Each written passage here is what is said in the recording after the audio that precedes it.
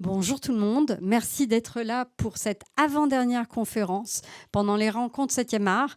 Aujourd'hui, on a la chance d'avoir Marianne Lévy, qui est autrice et scénariste et qui vient nous parler des comédies romantiques. Elle a écrit un magnifique livre que vous pourrez acheter et qu'elle dédicacera à la sortie. Donc elle a fait un travail énormissime sur ces comédies romantiques. Elle va nous expliquer tout ça pendant 1 heure. Donc vous pourrez rester et après signer ce livre. Et merci d'être là pendant les rencontres 7e art. C'est super important de vous faire découvrir des choses autour de cette thématique. Cette année, c'est l'amour. Donc, on a trouvé tout à fait normal d'inviter Marianne et de parler des comédies romantiques. Je suis sûre que vous en avez vu des dizaines. C'est absolument évident. Mais elle est allée fouiller 100 comédies romantiques. Donc, on va découvrir cet univers parce qu'il y a plein de choses derrière et elle va nous expliquer tout ça. Merci, Marianne. Ouais, t'en vas pas, Karine, je voulais te remercier. On parle d'amour, donc il faut savoir leur dire merci.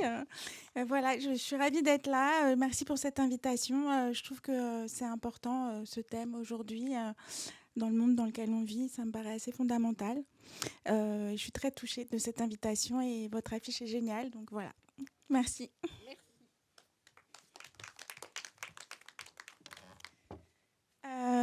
Comme vous avez pu le remarquer, j'ai la voix d'un enfant de à peu près 6 ans et demi. Donc, voilà, pardon.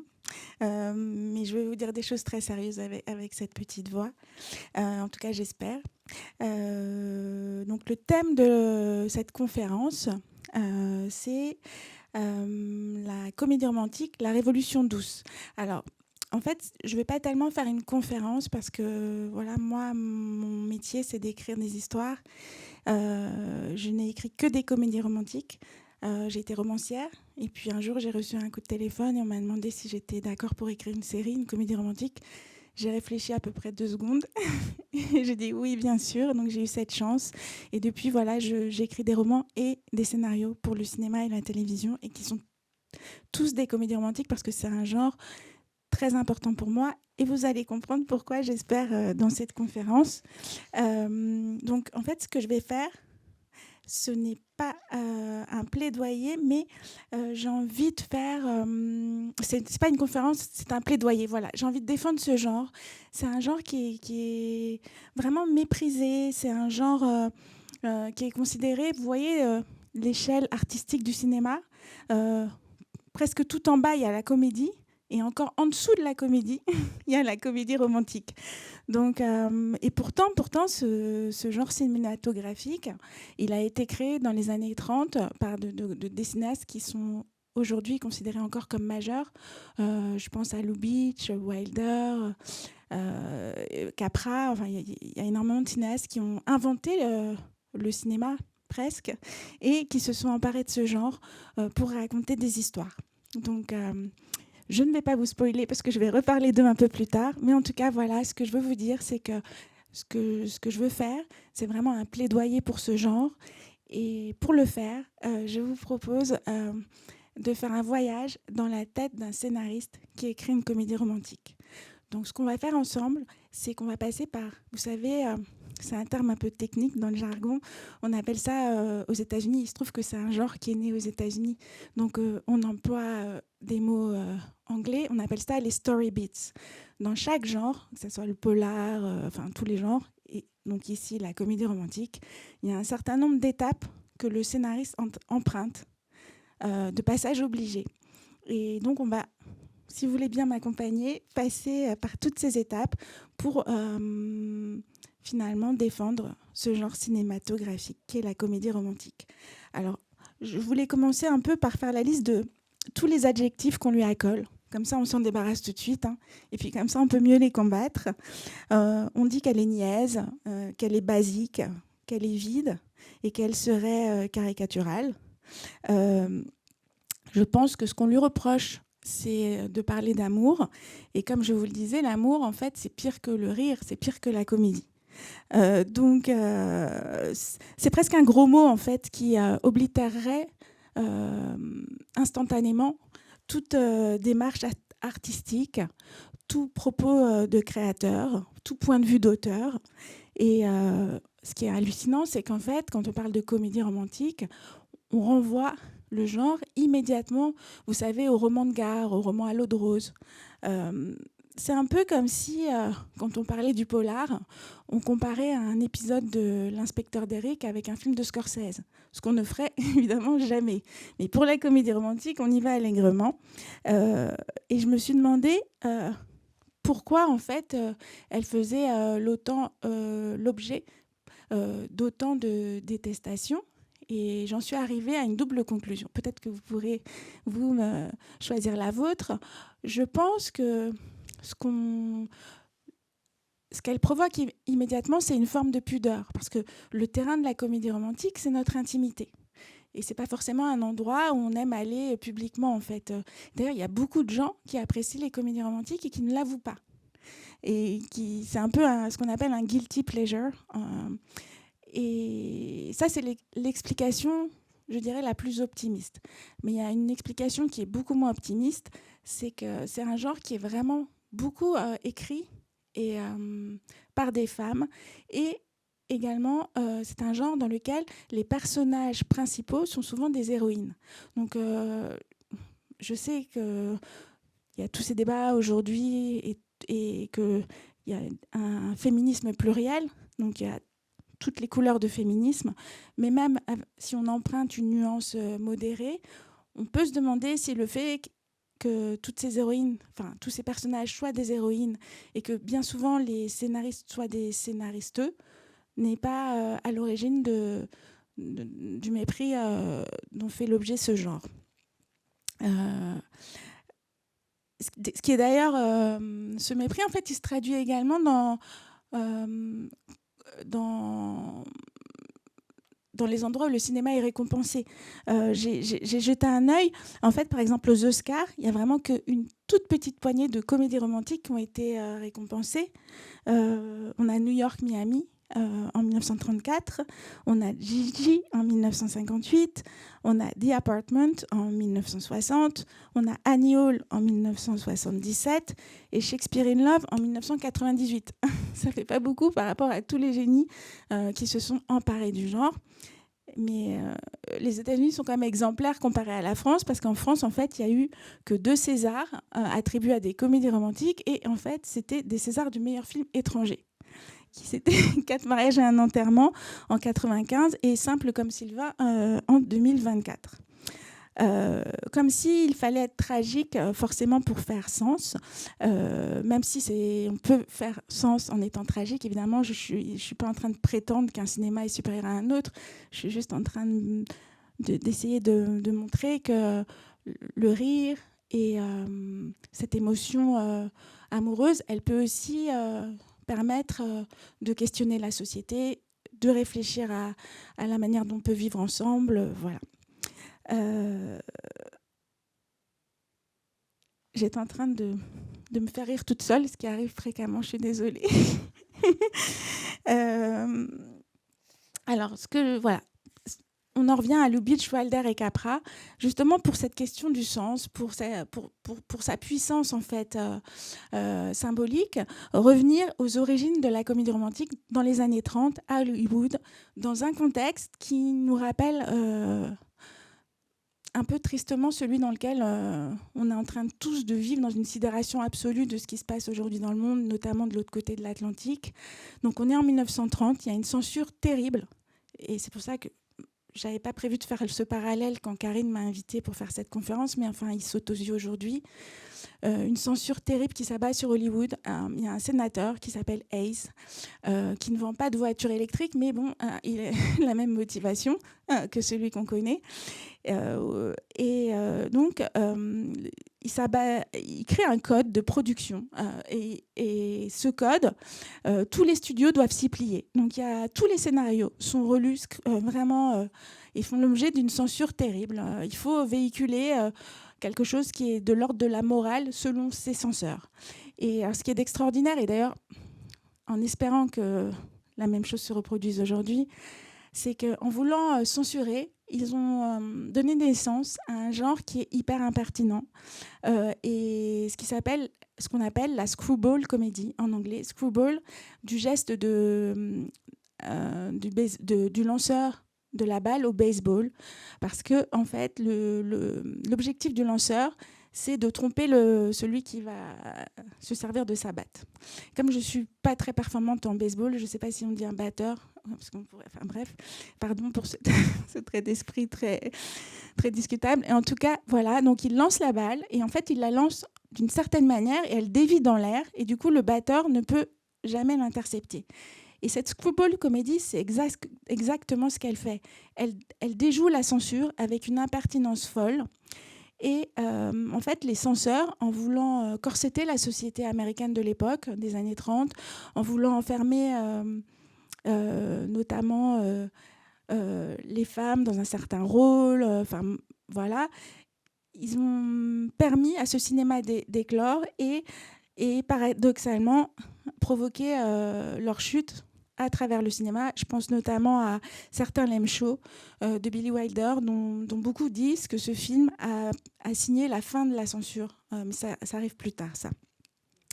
Donc dès l'origine, ce qui est intéressant, ce genre dont on dit qu'il n'a pas de sens, en fait, il naît de la volonté de faire bouger les lignes, de tromper l'adversaire, de briser cette censure et d'être avant-gardiste. Donc il y a cette forme de paradoxe en fait. Et c'est pour ça que j'appelle, qu'on a réfléchi au titre de cette conférence et qu'on s'est dit qu'on allait l'appeler la révolution douce, parce qu'évidemment ça passe par le rire et l'amour, mais en fait c'est vraiment révolutionnaire. Je vérifie parce que je suis assez bavarde et je veux... Pardon. Voilà. Donc ces scénarios, dans les années 30, ils reviennent comme un boomerang au visage des censeurs. Et ils ont vraiment, vous savez, ce fameux soft power dont on parle souvent, eh bien, ils ont modifié la société américaine. Ils ont été permis au combat, à toutes sortes de combats, pas seulement le droit des femmes, mais aussi le droit des minorités. Enfin, voilà, d'arriver jusqu'au grand public. Et ils ont permis progressivement à la société américaine d'évoluer, voilà, vers le progressisme, vers l'humanisme. Donc, mais c'est pas simplement un cinéma anglo-saxon, même s'il est né aux États-Unis, il a conquis aussi d'autres pays. Il y a un autre grand pays de la comédie romantique qui est le Royaume-Uni. On y reviendra avec les extraits. Et il y a aussi en France des cinéastes qui se sont emparés de la comédie romantique. Je pense par exemple à Julie Delpy, à Lisa Azuelos qui était là, qui est là d'ailleurs encore, je crois. Même Justine Triet avec Victoria. En fait, il y a vraiment une comédie romantique française qui est d'ailleurs, qui s'inscrit dans une tradition plus européenne, qui renvoie au théâtre de Molière, qui en fait est vraiment peuplée par des comédies romantiques et par les histoires de l'intime, la question du mariage, la question comment dire, des unions avec des classes sociales différentes, enfin toutes les problématiques intimes et politiques qui sont dans le théâtre de Molière, en fait, elles se retrouvent dans les comédies romantiques françaises plus contemporaines. Voilà, et pour moi, aujourd'hui, et je le dis, en fait, mon livre est sorti en 2023, en octobre 2023. Et je suis heureuse d'avoir eu vraiment de longs mois pour pouvoir le défendre, parce que ça m'a touchée, en fait, que les gens s'intéressent à ce sujet. Et parce que je pense que c'est un sujet qui est vraiment très, très actuel, en fait. Et je ne pensais pas que j'en parlerais encore après ce qui s'est passé aux États-Unis, mais je l'ai dit avant et je le dis avec encore plus de force aujourd'hui. Il me semble que la comédie romantique est le genre le plus politique de tous les cinémas aujourd'hui, parce que ce que nous raconte la comédie romantique, c'est que l'autre est une chance et n'est pas un problème. Et dans le monde actuel, affirmer la force de l'altérité, la puissance de la différence, dire que quelqu'un qui n'est pas comme nous enrichit, c'est quelque chose qui est très fort en fait, parce que on constate tous malheureusement des crispations soit communautaristes, soit un repli sur soi, et en tout cas tout ce qui se passe autour on a longtemps parlé de la cancel culture, mais aujourd'hui, en fait, on est en train d'effacer les mots femmes, les mots... aux États-Unis, pour dire on ne dit pas afro-américain, on dit black. Voilà, on est en train de détruire 30 ans de progrès et d'humanisme. Donc oui, la comédie romantique, je pense qu'elle est capable, plus que tout autre cinéma, d'aller vers le plus grand nombre. Et en fait, on a besoin du plus grand nombre pour changer une société. On ne peut pas s'adresser qu'à des gens qui pensent comme nous, en fait. Et il me semble que c'est une forme de militantisme par l'humour et par l'amour. Donc voilà, je vous propose de faire ce voyage avec moi dans un cerveau, celui d'une créatrice et d'une scénariste de comédie romantique. Et je veux juste terminer cette introduction en vous disant que ça me semble également un genre extrêmement difficile à écrire, sans doute le plus difficile. Je suis impressionnée parce qu'il y a un grand cinéaste dans cette salle, donc je me dis qu'il doit penser que cette jeune femme est un peu folle de considérer que c'est le cinéma le plus difficile à écrire. Mais en tout cas, je le pense parce que, en fait, quand on est créateur de comédie romantique, en fait, on a une concurrence incroyable, c'est celle du public. Parce que tout le monde a vécu son histoire d'amour. Personne ne va à un premier rendez-vous, j'en suis sûre, sans avoir écrit un petit truc sur un bout de papier en se disant « je vais lui raconter ci, je vais lui raconter ça ». En fait, ce que j'essaye de dire, c'est qu'on est tous scénaristes de sa propre comédie romantique. Alors qu'un auteur de polar, statistiquement dans une salle de cinéma, à votre avis, il y a combien de gens qui ont vraiment tué quelqu'un ? Je pense qu'il n'y en a pas beaucoup. Et même, à la limite, je pense peut-être de temps en temps, il y en a un. Mais du coup, les spectateurs, ils ne sont pas du tout experts dans tout ça. Ils sont complètement bisus, en fait. Alors que vous tous, là, j'en suis sûre, vous avez tous vécu toutes les étapes de ce que c'est qu'une comédie romantique, parce que c'est vraiment le genre de la vie. Vous allez voir, on va passer par toutes ces étapes. Et toutes ces étapes, vous les avez vécues. J'espère. Vous les vivrez, je vous le souhaite. Et du coup, voilà. Voilà.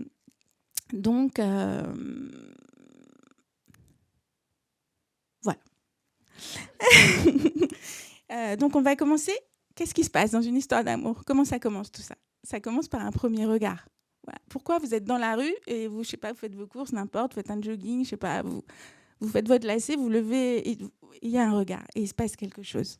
Donc ce premier regard, c'est l'endroit de la subversion. C'est l'endroit où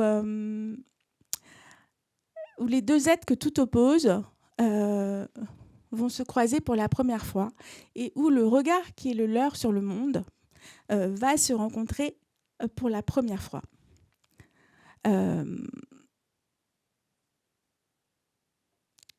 C'est ça. Parce que je me suis un peu... Voilà, je ne suis pas conférencière, donc j'écris des histoires, donc des fois, je me trompe dans les numéros. Oui, donc... et alors, ce qui est intéressant, c'est que dans ce premier regard, au cinéma, on devine le sujet dont s'empare le scénariste, en fait. On comprend, et on comprend même ce qu'il a à en dire dans ce premier regard, parce qu'il y a deux protagonistes, ils ne sont pas choisis par hasard, et on va avoir des exemples. Mais ce premier regard, c'est aussi le premier cauchemar pour le scénariste. C'est l'étape qui nous échappe le plus. C'est l'étape un peu qu'on nous retire au bout de notre effort, parce que le scénariste, c'est un métier extrêmement solitaire, sauf qu'on écrit à deux, ce qui est très sympa. Mais quand on écrit tout seul, c'est quand même de longs mois devant son clavier, de son ordi et tout ça. Mais en fait, tout ce qu'on a mis en scène, tout ce qu'on a organisé, on doit le donner à quelqu'un d'autre. Alors, ce quelqu'un d'autre, ça peut être un réalisateur ou un producteur. Et ce qu'il va en faire, ça va faire que ce que nous, on a écrit, ça marche ou pas. Parce que ce premier regard, au cinéma, c'est deux comédiens.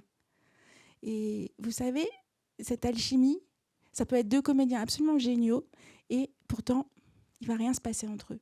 Ou alors, tout va se passer entre eux. Et ça, c'est quand même quelque chose ça nécessite un certain lâcher-prise chez les scénaristes, de se dire, est-ce que ces personnages que j'ai écrits, ils vont exister à l'écran. Il y a une alchimie irrésistible à créer.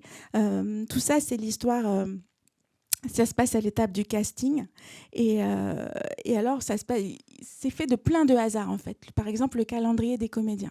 Vous aviez imaginé je ne vais pas donner de nom parce que ce ne serait pas sympa, mais un tel, et en fait, non, un tel n'est pas dispo. Donc, ça va être quelqu'un d'autre.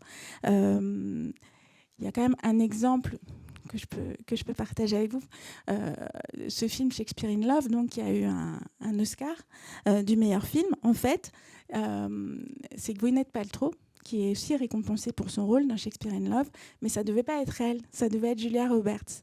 Il y a quand même une énergie très différente entre Julia Roberts et Gwyneth Paltrow. Elle ne dégage pas du tout la même chose. Je parle sous le contrôle de quelqu'un qui sait choisir les comédiens. Et ça aurait tout changé, en fait, si ça avait été Julia Roberts dans Shakespeare in Love. C'est la même chose pour 4 mariages et un enterrement. Quand on pense 4 mariages et un enterrement, on pense Hugh Grant et Andy McDowell. Mais en fait, Richard Curtis, qui est le scénariste de ce film, il ne pensait pas du tout à Hugh Grant, il voulait Alan Rickman. Et vous imaginez Alan Rickman à la place de Hugh Grant. Alan Rickman, qui était un énorme comédien, mais ça n'aurait pas été du tout le même film. Donc c'est vraiment l'étape, en fait, qui échappe le plus au scénariste, parce que ce qui va se passer dépend de plein d'autres choses que ce que lui a imaginé et a essayé de mettre en place. Voilà, ce premier regard, il doit être magnétique, et je voudrais le premier extrait, s'il vous plaît.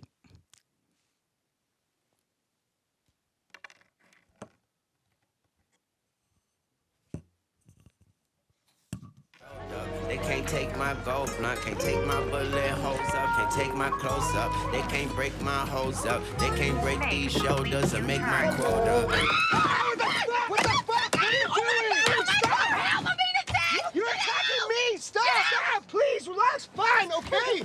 But you're not getting 5 stars. This is fucked up. Fuck you, I'm not no Uber driver. You're not? No, I'm not. I'm on my way to work, weirdo. Complete U-turn, Oh, then a sharp shit. left turn. I am so then sorry. Another U-turn. No, you're not. You saw a black woman in an inexpensive car and thought it was your God-given white right to get in my backseat and tell me where to go.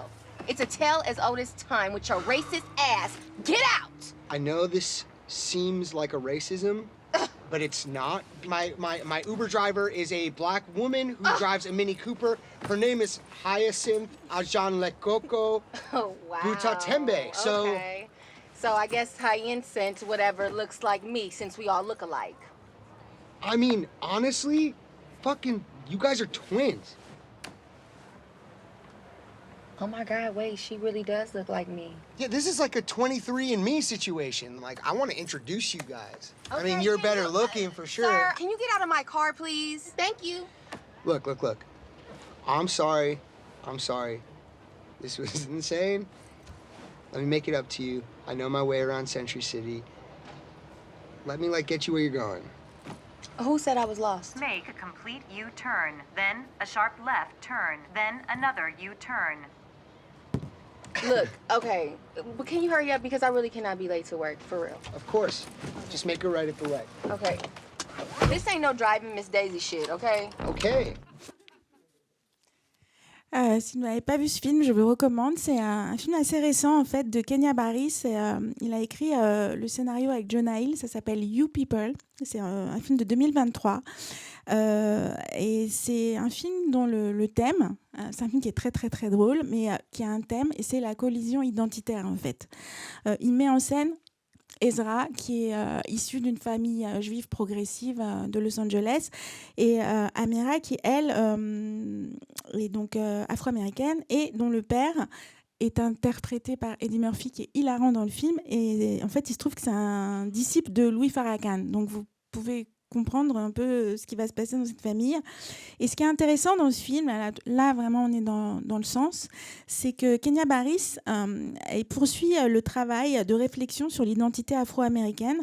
Il l'avait entamé avec sa série qui s'appelle Blackish. En anglais, ça veut dire presque noir. Et surtout... dans une autre série que je vous recommande, qui est vraiment géniale, qui est un peu de l'autofiction, il se met un peu en scène, ça s'appelle Black as Fuck. En français poli, on pourrait dire plus noir, c'est impossible. Et il raconte sa culpabilité d'homme noir qui a réussi. Notamment, il y a des scènes où il porte toujours des chaînes de rappeur pour se souvenir du bateau quand il était esclave. Donc, en fait, comme dans You People, ça pousse très très loin la comédie. Mais en fait, pour faire sens, parce que ce couple, Jonah Hill et Amira, en fait, ce qu'ils incarnent, c'est d'un côté le progressisme déconnecté. La mère de Jonah Hill est interprétée par Julia Louis-Dreyfus, qui est une comédienne hilarante oui, non, mais je voulais dire de série, donc on la connaissait dans Seinfeld. Et alors, elle est vraiment très, très drôle dans le rôle de la femme juive libérale qui est tellement envie de bien faire. Donc, elle chante comme elle pense que les Noirs chantent. Enfin, c'est vraiment très, très drôle. Ça pousse très, très loin la comédie, et ça fait sens, du coup, parce que voilà, ça questionne toutes les identités et ça pose la question des conséquences de l'excès de l'identité. Dans la même veine, là, il n'y a pas d'extrait, mais je vous recommande un film extraordinaire, vraiment, d'une cinéaste israélienne qui habite à Berlin, qui s'appelle Kiss Me Kosher. Elle situe, sa comédie romantique sur le terrain géopolitique. C'est aussi un film qui est autofictionnel, sans doute plus que You People. Elle raconte l'arrivée de la femme qu'elle aime en Israël, à Tel Aviv, pour rencontrer sa famille. Et en fait, voilà, d'un côté, il y a une famille allemande avec des grands-parents. On peut imaginer que c'était problématique pendant la guerre. Et de l'autre côté, il y a une famille juive dont la grand-mère est survivante de la Shoah, qui est amoureuse d'un Palestinien. Chirel, elle connaît parfaitement toutes les ficelles de la comédie romantique. Elle connaît ses classiques, elle connaît Wilder, elle connaît Lubitsch, et elle utilise sa connaissance de la comédie romantique vraiment pour signer un film qui est hilarant, mais surtout qui a un plaidoyer intelligent pour la tolérance et qui me paraît vraiment important de voir aujourd'hui dans le contexte qu'on connaît. Ensuite, nous passons au premier date, parce qu'on s'est vu. Maintenant, on va donc aller dîner ou boire un verre ensemble. Donc, je parlais de la concurrence des spectateurs. C'est sans doute là qu'elle s'exprime le plus, parce que avec toutes les apps de dating, je pense que là, vraiment, on a encore atteint un niveau d'expertise inégalé dans l'histoire du genre humain. Et il faut vraiment être créatif quand on est scénariste pour inventer un premier date original. S'il vous plaît, le deuxième extrait.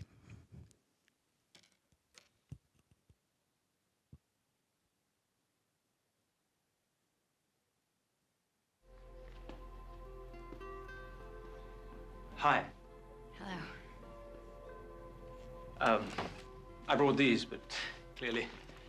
No, they're great. They're great. I'm sorry about not ringing back. The whole two names concept was totally too much for my flatmate's pea-sized intellect. No, it's a stupid privacy thing. I always pick a cartoon character. Last time I was Mrs. Bambi. Everything all right?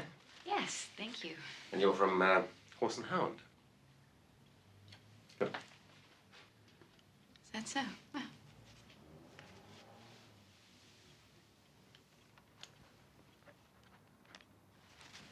So,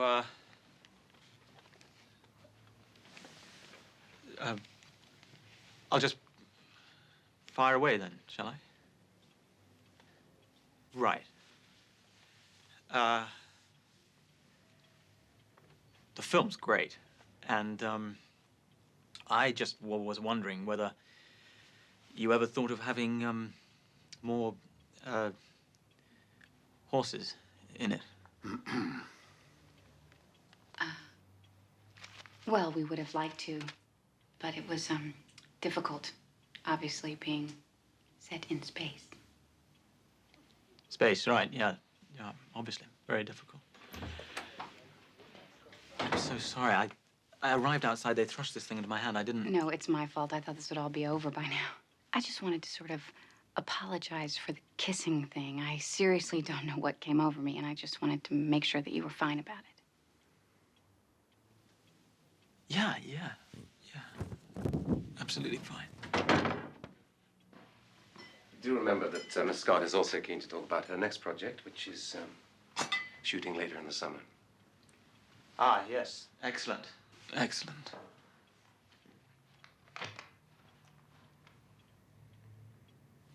Any horses in that one? Or hounds, for that matter. Our readers are equally intrigued by both species.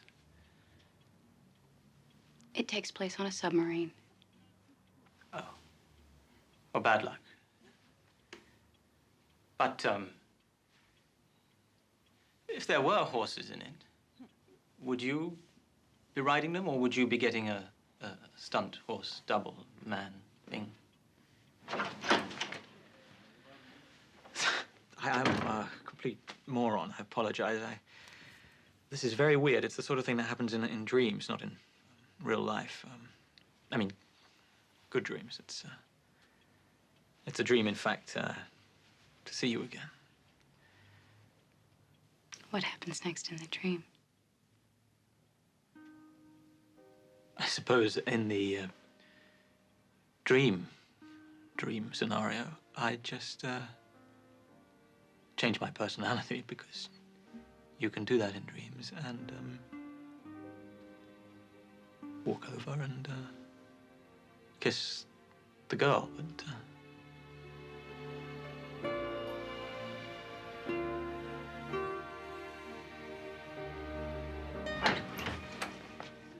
Time's up, I'm afraid. Did you get what you wanted? Nearly. Well, maybe just one last question. Sure. Right. Are you busy tonight? Yes. Right.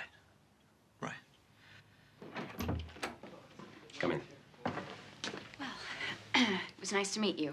Yes, and you. Surreal, but nice. Donc vous avez tous reconnu Coup de foudre à Notting Hill. C'est un film de Roger Mitchell en 1999. Et donc le scénariste Richard Curtis, il réussit à être créatif et politique et en même temps très fidèle à ses névroses dans ce film. Donc finalement c'est aussi un film d'auteur. Avec ce premier date interview, il maximise l'attrait de son pitch initial, parce qu'en fait le pitch du film c'est quoi d'être en couple avec une star planétaire. Donc il est assez malin parce qu'il entraîne les spectateurs dans les coulisses inaccessibles, celles du cinéma. Le film donc date de 1999, c'est la préhistoire des people, puisque Instagram n'est né qu'en 2010. Avec ce full access, il fait rêver, mais pas seulement. Il fait œuvre politique en inversant le schéma normatif de Cendrillon. Le pouvoir est incarné par Anna Scott, Julia Roberts, et le commun des mortels, c'est Hugh Grant dans le personnage de Will. Et en inversant ce schéma, en fait, il affronte des siècles d'imaginaire collectif.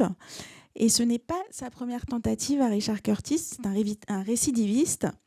Parce qu'il creuse dans cette scène quelque chose qu'il avait déjà travaillé dans 4 mariages et un enterrement, qui était son deuxième scénario et sa première comédie romantique. Il y inversait déjà les représentations. 4 mariages, c'est même son film le plus personnel. Il a pour lui la puissance cathartique de l'autofiction, puisque Curtis est tombé amoureux fou d'une fille qu'il n'a jamais revue dans la vraie vie, et il se soigne des 72 mariages auxquels il a assisté dans ce film. Donc finalement, tout son cinéma est né de cette blessure amoureuse originelle, un chagrin dévastateur qui lui est arrivé quand il était étudiant à Oxford. Et d'ailleurs, pour la petite histoire, ce film, 4 mariages et un enterrement, il voulait l'appeler 4 mariages et une lune de miel, mais il se trouve qu'il était meilleur pote avec Ellen Fielding, donc, qui est l'autrice de Bridget Jones, et qu'elle lui a dit non, Richard, c'est pas un bon titre, là, 4 mariages et une lune de miel. Donc je vous ai déjà raconté que c'était sa rencontre avec Hugh Grant.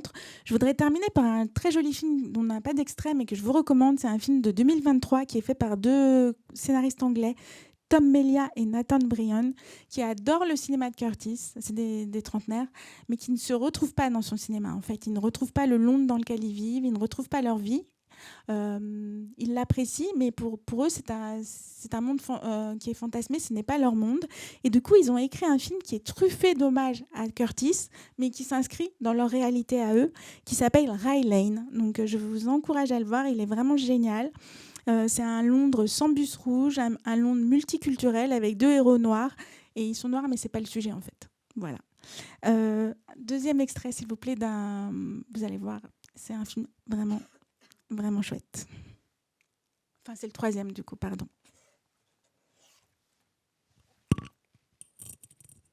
In my experiences, I found 2 types of men, the decent ones and the dogs.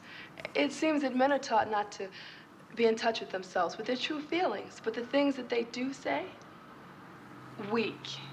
You so fine, baby. I drank a tub of your bathwater. Congress has just approved me to give you my heat and moisture-seeking MX missile. I just want to rock your world. Baby, it's got to be you and me. You may not realize it tonight, but you're sending out some very strong vibes. May I continue? Well, you're lonely, you're alone, you're sad, you're confused, you're horny. You see, you need a man like me to understand you, to hold you, to caress you, to love you. You need me. What's your number? I know I only saw you for the first time in my life a minute ago, but I love you. I know I only saw you for the first time in my life 1 minute ago, but I love you. I love you. I love you. Look, baby, let's go to my house right now. Let's do the wild thing. I mean, let's get loose. I got my BA from Morehouse, my MBA from Harvard. I own a new BMW 318i. I make $53,000 a year after taxes, and I want you to want me. Girl, I got plenty of what you need. 10 throbbing inches of USDA, government inspected, prime cut, grade A tube steak. Donc, je ne sais pas si vous l'avez reconnu, mais c'est un film de Spike Lee. Nola Darling n'en fait qu'à sa tête. Le scénario est signé Nora Neale Hurston. C'est son premier film à Spike Lee en 1986. En fait, la transgression, elle existe à plusieurs niveaux dans ce film. D'abord, c'est la première comédie romantique afro-américaine. En plus, c'est une comédie romantique qui traite du polyamour. Et c'est une comédie romantique sur la liberté parce que Nola, en fait, il lui faut 3 hommes pour constituer un homme parfait. Donc, c'est une équation assez transgressive. Le temps passe et on n'en est qu'à l'étape du baiser. Donc, je vais accélérer parce que sinon, notre histoire d'amour va durer toute la nuit. Quand on lui demande de définir son métier, Shonda Rhimes, qui est la scénariste la plus puissante d'Hollywood, qui est notamment la créatrice de Grey's Anatomy, par exemple, ou la productrice des Chroniques de Bridgerton, elle dit « I make stop for living » ou en version française « Je mens pour gagner ma vie ». Le problème, c'est qu'à l'étape du baiser, mentir n'est jamais une option, car c'est précisément le moment où un spectateur ne se laisse pas avoir. Ce moment-là, donc, il l'a vécu. Dans aucun autre genre cinématographique, cet instant climax n'est aussi personnel pour lui. Donc, il faut... Ce qui est compliqué à ce moment-là, pour un scénariste, à l'étape du baiser, c'est mixer le ressenti et le sens. Le scénariste ne doit pas inventer la réalité. À ce moment-là, il doit la transcender. Et c'est là qu'on va avoir l'extrait suivant, s'il vous plaît.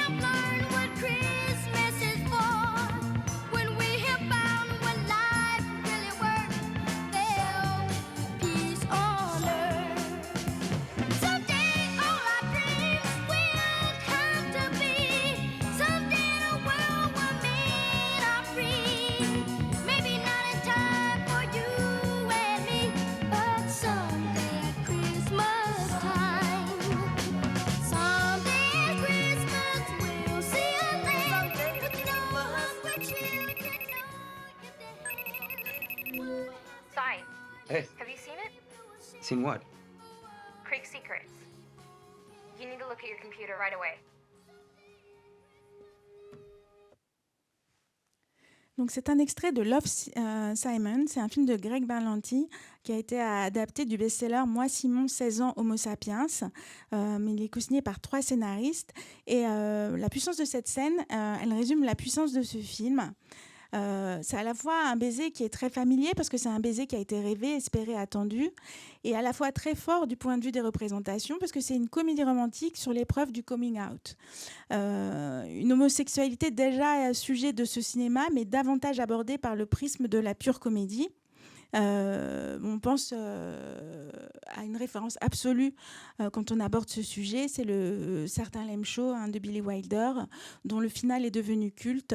La réplique « Vous ne comprenez pas, Jerry, je suis un homme » lance à bout d'arguments Jack Lemmon déguisé en femme au milliardaire qui est amoureux de lui et qui s'obstine à vouloir l'épouser, et il lui répond « Personne n'est parfait ». Donc ça, c'est vraiment quelque chose qui est resté dans l'histoire du cinéma. Ce qui est drôle, en fait, il y a un petit fun fact là-dessus, c'est que la réplique n'était pas dans le script original, mais Billy Wilder n'était pas satisfait vraiment de son final. Et avec le scénariste, ils l'ont trouvé pendant le week-end. Ils ont retourné la scène pour qu'elle soit plus drôle. Et donc, c'est ce film qui a précipité la fin du code Hays, de la censure. À sa sortie en 1959, il a connu un succès absolument phénoménal. Voilà, et depuis, il y a d'autres rom-coms qui ont abordé les sexualités dans leur diversité, notamment un film que je vous recommande, dont nous n'avons pas d'extrait, qui est très réussi et qui s'appelle Bros, comme Brothers. Il y a un humour très corrosif et des représentations LGBTQ+, et très très poussées et qui déconstruit les préjugés sans non plus de manière intelligente, quoi. On va passer au sexe. Ça, je pense que c'est vraiment l'étape du scénario qui est vraiment miroir de l'époque. Et c'est un vrai défi aussi. Alors, évidemment, à l'époque de la censure, ça a été un défi pour la raison évidente qu'on ne pouvait pas représenter grand-chose à l'écran. Donc, je pense à New York, Miami, avec Clark Gable et Claudette Colbert. Je ne sais pas si vous avez vu ce film, mais il raconte l'histoire d'une héritière qui s'échappe parce qu'elle veut sa liberté et elle veut se marier avec qui elle veut. Son père ne veut pas, elle s'échappe, elle est très libre. Et elle fait un voyage en car. Et dans ce car, il y a Clark Gable, qui est un journaliste qui s'est fait virer parce qu'il boit trop. Il la reconnaît et donc il se dit, j'ai les scoops du siècle, je vais retrouver mon job, voilà, sauf qu'il tombe amoureux d'elle. Voilà, c'est normal, c'est une comédie romantique, c'est ce qui se passe. Et en fait, il y a une scène dans ce film où ils doivent partager une chambre. Et en fait, avec le code Hays, on ne pouvait pas représenter un homme et une femme dans la même chambre. Et du coup, si vous voyez ce film, vous verrez, il y a une couverture qui les sépare. Et voilà, et cette couverture, c'est la métaphore de cette censure. Donc, ça a été compliqué à ce moment-là. Et c'est compliqué, peut-être même plus depuis que la censure n'existe plus, parce que mal représenter le sexe, c'est passé à côté de son époque, en fait, finalement. Et je voudrais un petit extrait, s'il vous plaît. So what do you do with these women? You just get up out of bed and leave? Sure. Well, explain to me how you do it. What do you say? Just have an early meeting, early haircut, early squash game. You don't play squash. They don't know that. They just met me. That's disgusting. I know, I feel terrible. You know, I'm so glad I never got involved with you.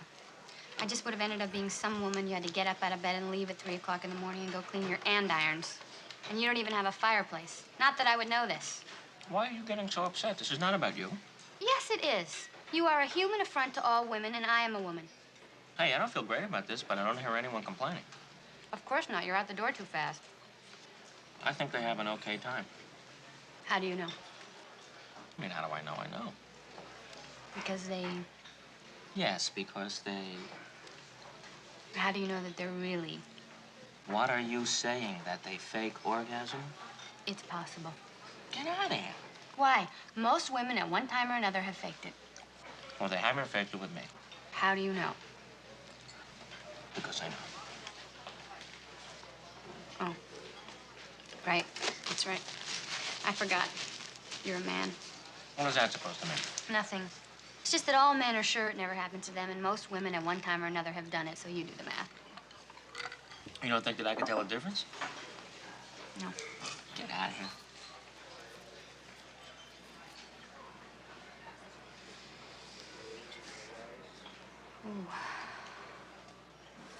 Oh. Ooh. Are you okay? Oh. Oh, God. Ooh. Oh, God. Oh. Oh. Oh. Oh, God. Oh, yeah, right there. Oh. Oh. Oh. Oh. Oh, God. Oh. Yes. Yes. Yes. Yes. Yes. Yes. Oh. Oh, yes. Yes. Yes. Oh. Yes. Yes. Yes. Yes. Yes. Yes. Oh. Oh. Oh. Oh, God. Oh.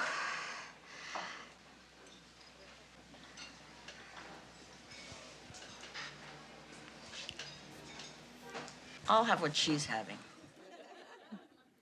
Bon, je pense que vous avez tous reconnu le film de Robert Reiner, Quand Harry rencontre Sally. C'est un film de 1989. C'est un film qui a été écrit par Nora Ephron. C'est un film qui pose la question, l'amitié entre un homme et une femme est-elle possible?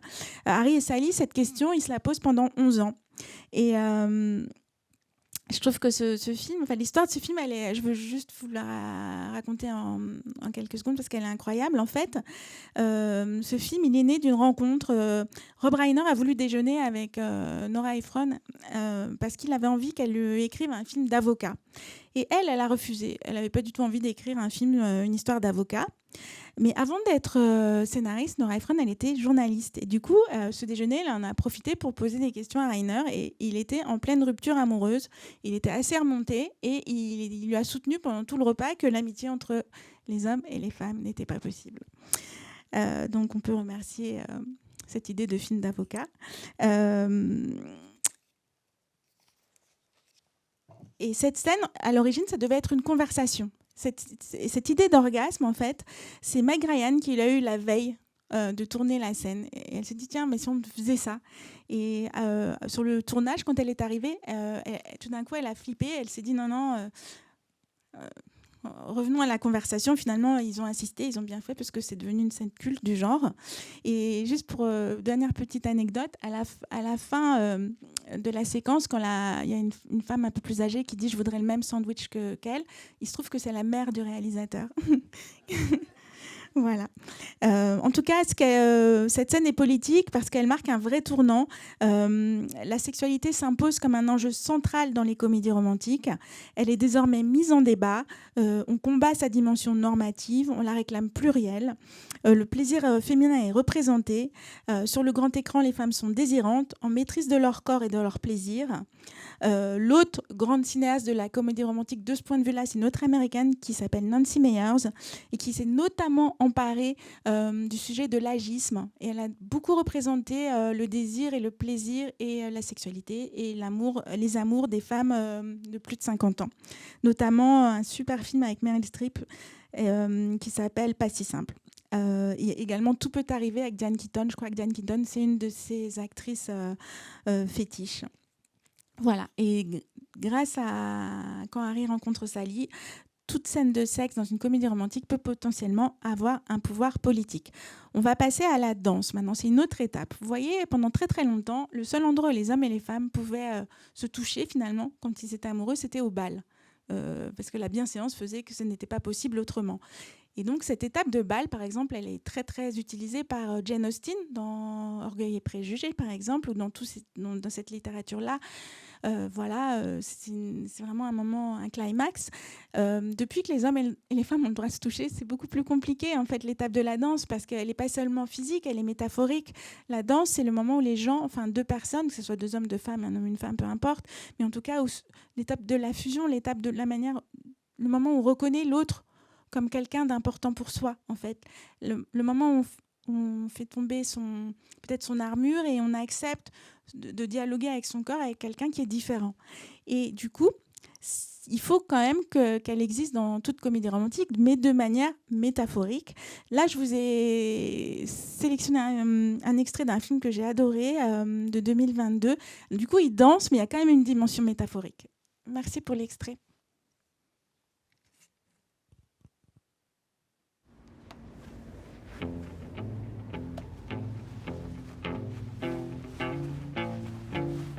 Come on, Nancy Stokes. Come have a dance with me.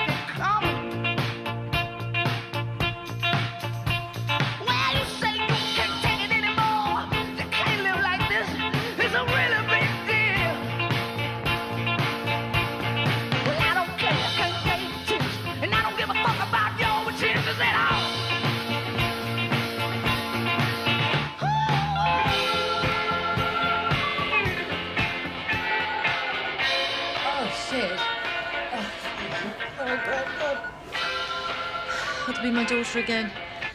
She always rings twice. Je ne sais pas si vous avez vu ce film, ça s'appelle Mes rendez-vous avec Léo. C'est un film de Sophie Hyde, scénario Cathy Brand de 2022. Emma Thompson, enfin, ça a l'air d'être une danse, mais en fait c'est une fausse danse. Emma Thompson, c'est une jeune veuve et une jeune retraitée. Son mariage a été décevant, elle n'a jamais connu de plaisir sexuel. Elle n'a jamais eu d'orgasme. Et ce que son mari ne lui a pas donné, elle décide de se l'offrir. Donc, elle a recours à un travailleur du sexe, ici à Daryl McCormack. Et je pense que c'est l'une des scènes de danse les plus astucieuses de l'histoire des comédies romantiques parce qu'elle utilise la danse, mais en fait, comme outil pour Daryl McCormack, ça lui permet de permettre à Emma Thompson de s'autoriser le plaisir. Donc, je trouve ça vraiment très, très, très bien trouvé. En fait, la danse lui permet de lâcher prise. Et ce qu'elle dit, cette scène, c'est qu'il faut danser pour jouir et non pour aimer. Et du coup, je trouve que la transgression est astucieuse et intéressante. Et c'est une affirmation à double détente, car ce n'est pas finalement dans les bras de Léo que Nancy aura un orgasme, mais elle y parviendra toute seule. Donc il y a une double dose de transgression, la comédie romantique antinormative.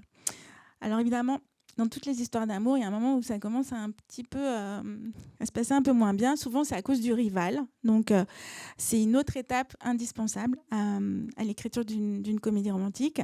Le scénariste a bien bossé pour en arriver là. C'est le moment de l'étape récré. Il connaît le monde qu'il a créé. Il connaît le secret de ses personnages principaux. Ils se sont sans doute laissés désirer. Alors, il va se venger en jouant la carte de la rivalité. Les uns seront directs, en plaçant sur le chemin un personnage dans la partition du rival. Les autres joueront la rivalité névrotique en faisant du personnage son plus direct ennemi. Le conflit sera interne, mais il n'en fera pas moins une savoureuse comédie. Un extrait, s'il vous plaît.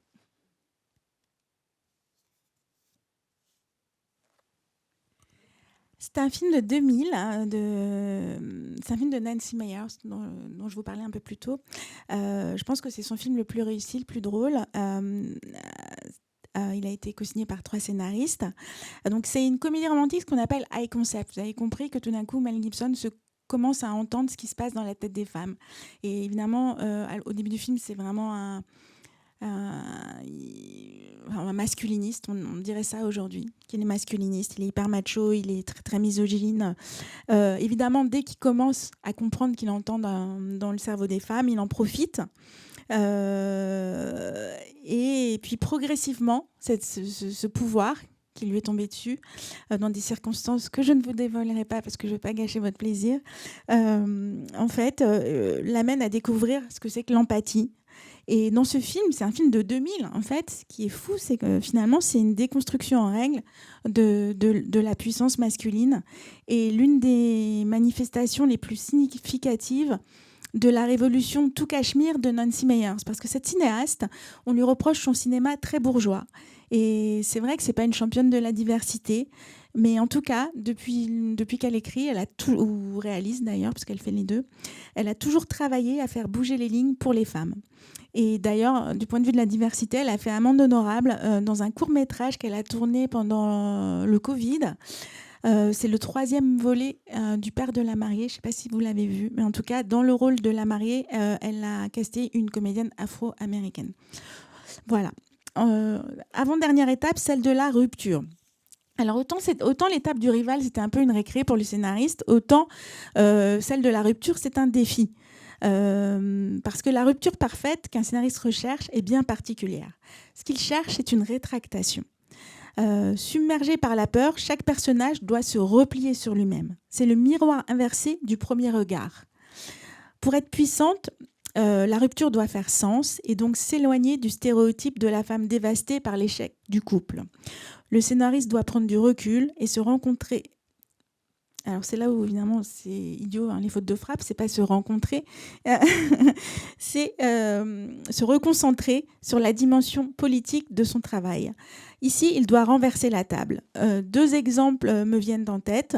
L'irrésistible chagrin d'amour écrit par J. John Siegel dans Sans Sarah rien ne va, un film de 2008 réalisé par Nicolas Stoller, où ce qui est raconté, c'est le mal d'amour version masculine.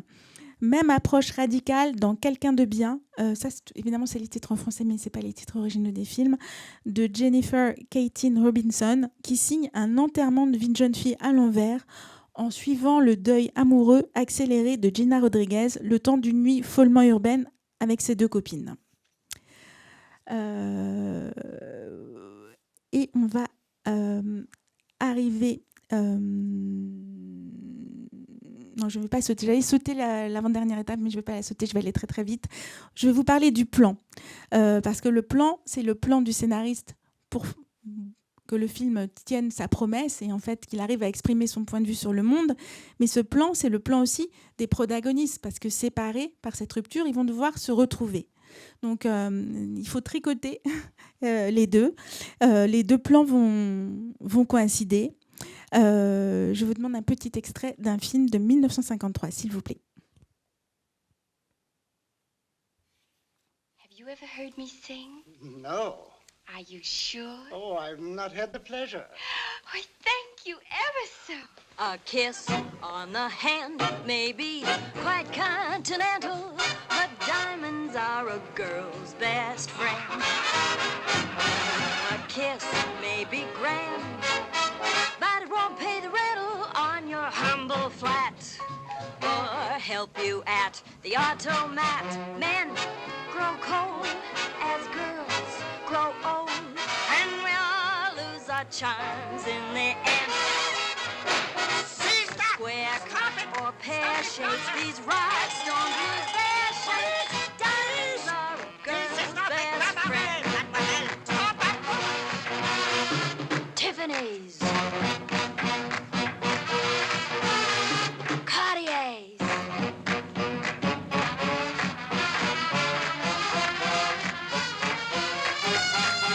Black Star, Frost, Gora. Talk to me, Harry Winston, talk to me. Did you hear this, Papa? Take her to the witness stand. your places. You are fired. How could my son get mixed up with that type of girl? Careful. Now, young lady, we're here to dispense justice, not to watch a cabaret show. You understand me? Yes, Judge. All right. Did you or did you not steal the diamond tiara? Oh, no, sir, I did not steal it. The fact is, Lady Beekman's husband gave it to me. Your Honor, I'd like to give some information. The defendant here Silence, silence! You have evidence that affects this case? Yes, sir, I have. By all means. Your Honor, before he talks, could I explain something? Go ahead, Miss Lee. Well, I have a friend named Dorothy, and she's a really good friend. And Dorothy knows that I would never do anything that was really wrong. Miss Lee, do you have to say this? Oh, yes, sir, I do. There's a certain young man that Dorothy likes. In fact, she's very fond of him. And Dorothy would never speak to this man again if he ever did anything to hurt me, Lorelei. So I think this young man had just better know that, well, Dorothy thinks she's in love with him. Mr. Esmond, I resign. What? C'était un extrait des Hommes préfèrent les blondes, un film de Howard Hawks de 1953. D'ailleurs, c'est un scénario qui est co-signé par 3 scénaristes, Charles Lederer, Joseph Field et surtout Annie Talous. C'est une femme incroyable qui est une scénariste américaine de ces années-là. Je vous conseille sa biographie, c'est passionnant. Elle a eu 3000 idées, cette femme était incroyablement créative. Donc Jane Russell et Marilyn Monroe sont nées dans le mauvais quartier, la mauvaise ville, mais le déterminisme, c'est pas leur truc. Alors, amies pour la vie, elles misent tout sur la sororité pour échapper à leur destin. Elles sont brillantes, malines et très déterminées.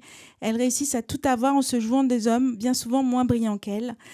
Donc c'est un film hommage au pouvoir de l'amitié féminine et c'est un film sur la sororité avant qu'elle soit nommée ainsi. Et d'ailleurs, on va terminer par le happy ending, mais je voulais dire en fait à propos de ces mots-là qu'on emploie, puissance, masculinité, toxique, sororité, tout ça. En fait, tous les mots qu'on emploie aujourd'hui, parce que l'intimité c'est quelque chose qui est mis en débat publiquement et on est très content en fait de pouvoir parler de tout et évidemment, il faut le faire avec intelligence, tolérance et en échangeant. Mais ce qui est incroyable, c'est que la comédie romantique, elle a mis des mots, elle a mis en image en fait tous ces sujets avant qu'on mette des mots dessus. C'est pour dire à quel point, pour moi, elle a été avant-gardiste. Elle a tout traité de ces sujets. Et du coup, je pense que finalement, si on arrive aujourd'hui à pouvoir aussi parler, évoquer, échanger aussi librement sur ce qui constitue notre intimité, sur nos relations amicales, amoureuses, sur la manière dont on peut vivre ensemble, je pense qu'on le doit beaucoup à tous ces cinéastes, à tous ces scénaristes en fait, qui se sont emparés de notre intimité avec humour et qui ont fait avancer les choses. Voilà. Donc oui, on va terminer par un happy ending. C'est même l'argument massif de ceux qui affirment que la comédie romantique est réac. Le happy ending serait réac par définition parce que c'est comme dans les contes de fées. Il grave dans le marbre une répartition des rôles amoureux et projette un idéal castrateur dans nos imaginaires. Comme si la rencontre d'un autre ne pouvait jamais être une chance, comme si le happy ending n'était pas pluriel. Alors pour le concocter, le scénariste va chercher dans les motivations qui l'ont poussé à écrire ce film-là et non un autre. Ce qui va le guider jusqu'aux dernières secondes, c'est sa vision du monde, sa vision des relations humaines, de ce qui est acceptable ou de ce qui ne l'est pas, des compromis qui rendent l'existence plus simple, des renoncements qui la rendent insupportable. Bref, tout ce qui fait de lui l'auteur unique qu'il est. Je voudrais le dernier extrait, s'il vous plaît.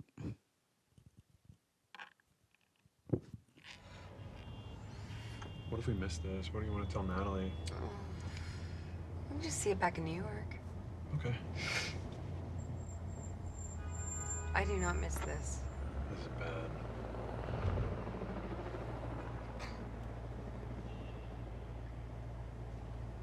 Do you want to just pull off here and get dinner? Sure, yeah. Yeah? Yeah.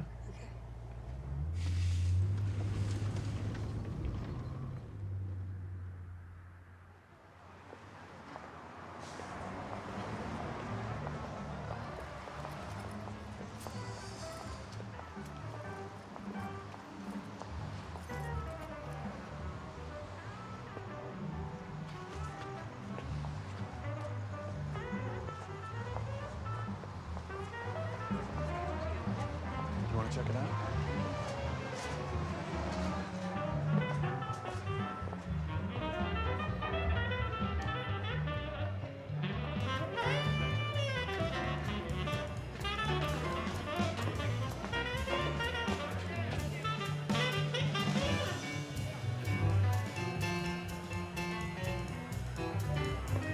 This place is pretty cool.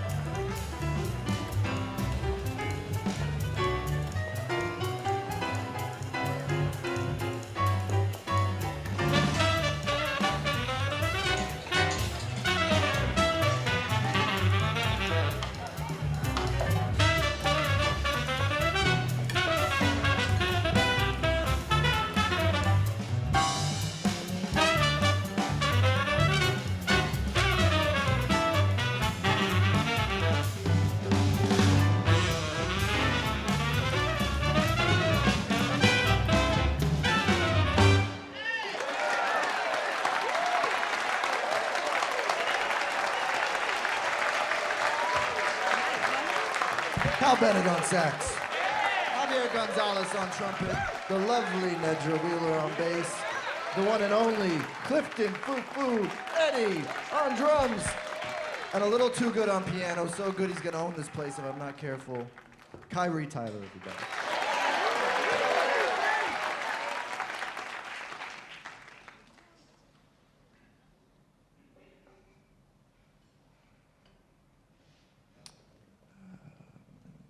Welcome to Seb's.